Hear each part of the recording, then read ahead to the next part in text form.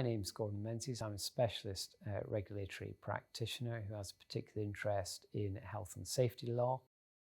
And the three cases I wish to focus on as part of this health and safety case law update all illustrate the broad principle that the appellate courts exercise as far as health and safety is concerned, namely that these kind of issues are very fact specific, and judgments about those kind of issues which arise in the context of health and safety cases are very much for the first instance decision makers.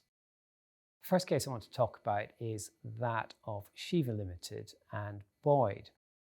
And this was an appeal against decision of an employment judge hearing a case management application in an appeal against an improvement notice. Now, practitioners will know that there are often occasions where an appeal is brought against an improvement notice which has been served by inspector in cases where criminal proceedings may be contemplated, pending, or indeed commenced, and the issue sometimes arises as to which case is to be heard first. In this case, prohibition notices were served relating to the appellant's refurbishment work at a building in London. There was an allegation that the work was being carried out in such a way that there was a serious personal injury risk. Prohibition notices were served. There were subsequent allegations that those notices had been breached and the prohibited work had been continued, and therefore criminal proceedings were contemplated. The case started off very much as an appeal against an improvement notice. Proceedings were issued in the Employment Tribunal in January 2020. The hearing was eventually listed in February 2021, and in August 2020, between those two dates, the HSE notified the appellant of the intention to commence criminal proceedings in relation to not just the failure to comply with the notice, but the facts associated with the alleged risk of serious personal injury. The appellant in the improvement notice proceedings sought a stay of the improvement notice proceedings on the basis that, as the facts were the same in both cases, disclosure of the appellant's case in the appeal proceedings would prejudice its position in the criminal proceedings. And clearly practitioners will identify and instinctively know that in such cases there is a potential tension between, on one hand, dealing with improvement and prohibition notice proceedings expeditiously, and on the other hand, ensuring fairness in the context of criminal proceedings. The appellant contended that in this particular case, on these particular facts, any further steps in the appeals against the prohibition notice, including any disclosure of any evidence that it wished to show that there was in fact no risk of serious personal injury, would prejudice it as far as the potential criminal proceedings were concerned, hence the application for the stay. The approach that was taken by the employment judge, however, was to look at the authorities applied to the general civil cases where similar issues had arisen of associated and linked criminal proceedings. The crucial authority, certainly as far as the administrative court was concerned with this matter, came before it, part of an appeal, was the principle in the case of Panton and Financial Institution Services Ltd. And the observation that was made in that case and adopted by the administrative court in upholding the employment judge's decision was that the issue of a stay in civil proceedings when criminal prosecutions arising out of the same events are also pending is a matter of discretion to be exercised with reference to the competing considerations. So far, so good.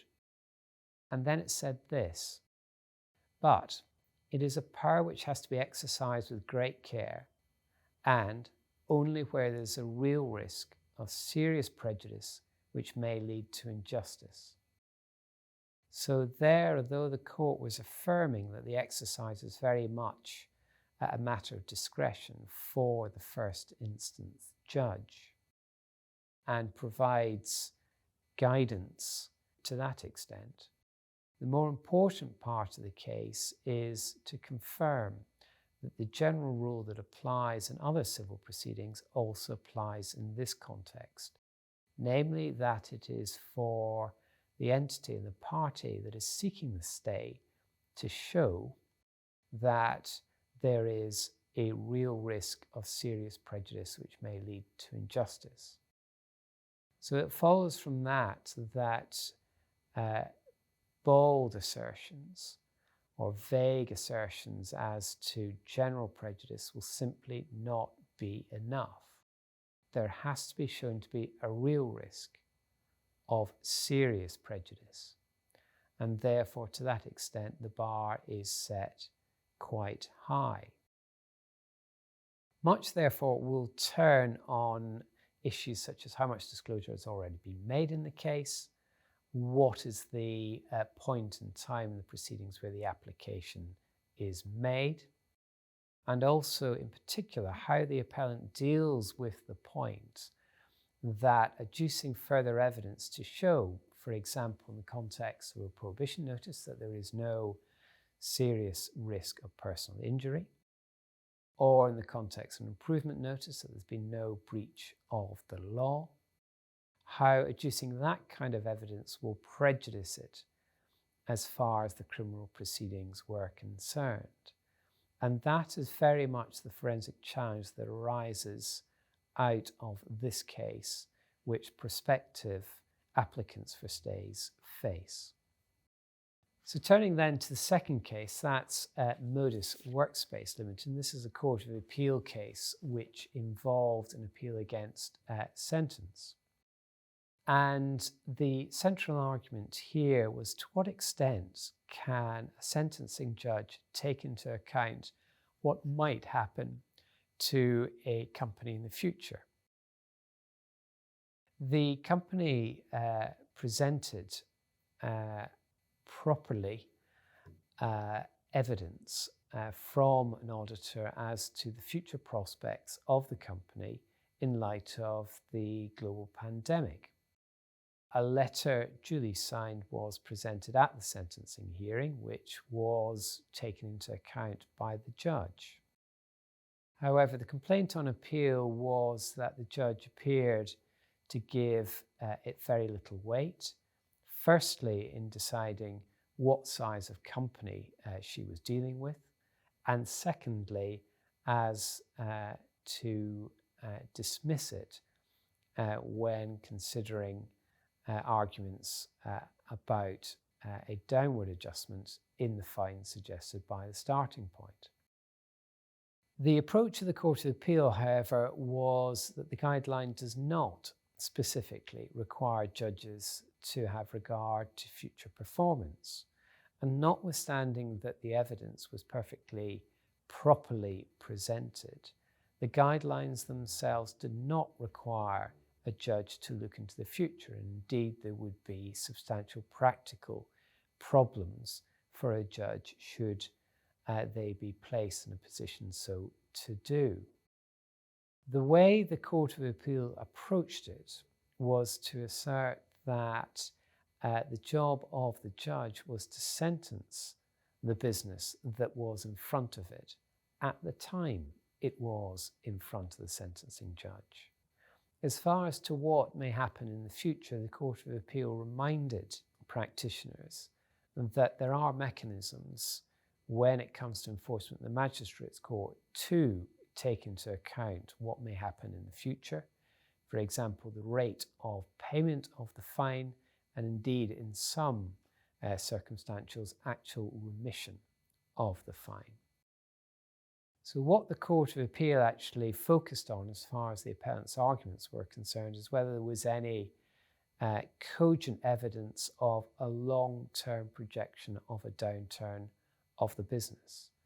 And in this case, again, there was no issue about the proper presentation of the financial evidence. It was a letter from an auditor who had detailed knowledge of the company's finances.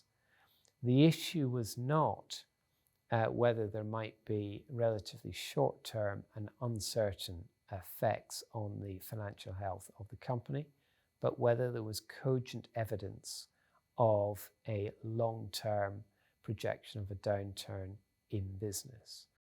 And it was only those kind of considerations that a judge may find weight with when looking at whether to make a downward adjustment at step 3 of the sentencing exercise. So again, the lesson for practitioners is identify what bar it is that has to be met. In this case, is there a properly arguable long-term downturn in business? And secondly, to approach that issue by looking at the kind of cogency of evidence that will be expected to meet an otherwise sceptical judge when presented with such arguments. The third case is that of Nestle UK Ltd. And that was a case arising out of failure to guard a dangerous piece of machinery. The employee concerned was trying to identify a fault on a conveyor belt. The employee had a piece of emery paper in his hand, and the emery paper got caught between a roller and the conveyor. The emery paper got dragged under the roller, as did the employee's hand and arm, which was holding it, and serious injuries resulted. During the sentencing appeal, a discrete point was raised in oral arguments referring to the sentencing guidelines direction that offenders are required to protect workers or others who may be neglectful of their own safety in a way which is reasonably foreseeable. And the focus of the argument was on that phrase, reasonably foreseeable. And the argument was that in this case, the issue as to what the employee was doing, where he was standing, how the accident actually happened was relevant to that issue of reasonable foreseeability. The Court of Appeal, however, strongly rejected this particular argument, stating that that reference to reasonably foreseeable, it is not a reference to the accident or the culpability of the employee. It is simply a confirmation that generally the conduct of the employee will be irrelevant to the sentencing exercise because it was reasonably foreseeable, and it is reasonably foreseeable that an employee may be neglectful of his or her own safety. And the Court of Appeal went on to emphasize that that particular paragraph in the sentencing guidelines is to ensure that the judge does not, save in very exceptional cases, have any regard to questions such as blame or fault on the part of the employee. So the Court of Appeal's approach strongly supports any argument that, certainly any argument on those facts, that what the employee was doing was actually relevant for the purposes of that sentencing exercise. And of course, practitioners may have a natural aversion for obvious forensic reasons not to seek to blame the victim at the time of sentencing. But this case underlines the basic point which will be something which is instinctively attractive to any sentencing judge, that the whole purpose of health and safety legislation is to protect employees from their own mistakes or misjudgments. So, in conclusion, we have three cases which each in their own way illustrate the wide latitude which is given to the lower courts in matters which relate to case management and sentencing. This, of course, is consistent with the broad approach with which practitioners will be familiar, which emphasises that the furtherance of health and safety objectives is ultimately a matter for judgment at first instance. The challenge, therefore, for practitioners is to get it right first time. Thank you.